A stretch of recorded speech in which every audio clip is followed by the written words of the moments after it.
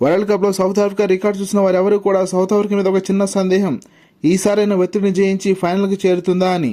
అందులోనూ సంచలన ఆఫ్ఘనిస్తాన్తో కొంచెం కష్టమే అన్న వేళ సఫారీ జట్టు బౌలర్స్ నిప్పులు చెరిగే బంతులు వేస్తూ విధ్వంసం సృష్టిస్తుంటే పాపం ఆఫ్ఘనిస్తాన్ చిగురుటాకులా వణిగిపోయింది. పిచ్చి పరిస్థితులు ఉపయోగించుకుంటూ వేసే ప్రతి బంతిని ఖచ్చితమైన కొలతతో కొలిచినట్టు వేశారు.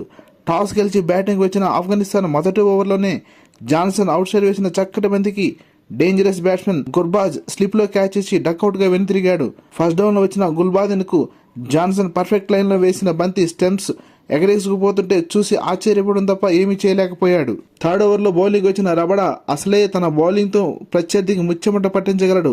అందులోనూ బౌలింగ్ సహకరిస్తున్న పిచ్ పై చెలరేగిపోయి ఆడాడు. బాల్స్ బుల్లెట్లా దూసుకొస్తుంటే వికెట్స్ ఎగిరి అవతలపడ్డాయి. నబీ లాంటి ఎక్స్పీరియన్స్ బ్యాటర్ రబడా వేసిన బంతిని చూసేలోపే బౌల్డ్ అయ్యాడు. రబడా ఒకే ఓవర్లో 2 కీలక వికెట్లు తీసి ఆఫ్ఘనిస్తాన్ ను కోలుకొని దెబ్బతీశాడు. మరోపక్క నోకియా రన్స్ ను కంట్రోల్ చేస్తూ వికెట్లు పడగొడుతుంటే ఆఫ్ఘనిస్తాన్ దేశస్తులు కన్నీటి పర్యంతమయ్యారు. పవర్ ప్లేలోనే 5 వికెట్లు కోల్పోయి పీకలోతు కష్టాల్లో కూరుకుపోయిన ఆఫ్ఘనిస్తాన్ ను సౌత్ ఆఫ్రికా స్పిన్నర్ షంషీ మరో దెబ్బతీశాడు. షంషీ వేసిన 11 బంతుల్లో 3 బ్యాటర్స్ ను కూడా ఎల్బీడబ్ల్యూ రూపంలో వెనక్కి పంపాడు.